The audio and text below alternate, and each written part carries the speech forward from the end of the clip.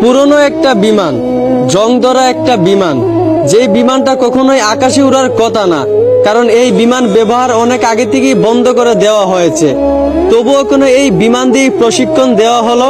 আর প্রশিক্ষণটা কেন কোটি কোটি মানুষের মাথার উপর দিয়ে দেওয়া হলো? কেন কোনো ফাঁকা জায়গা কি ছিল না? আরে ভাই, এটা কেমন দেশে আমরা বসবাস করি, যেই দেশে মানুষের জীবনের কোনো মূল্য থাকে না? একটা পুরনো বিমান দিয়ে প্রশিক্ষণ দেওয়া হয়, যেখানে পাইলটের জীবনের কোনো গ্যারান্টি থাকে না, আর দেশের জনগণের জীবনের কোনো গ্যারান্টি থাকে না। শুধুমাত্র আপনাদের দুর্নীতির কারণে আজ কত কত মায়ের বুক খালি হয়ে গেল।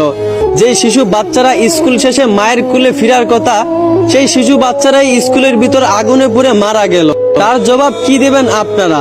আর মানুষও তোমরা কেমন, যেই পানির বোতল 20 টাকা করে পাওয়া যায়, বিপদের সময় সেই পানির দামটাও 600 টাকা।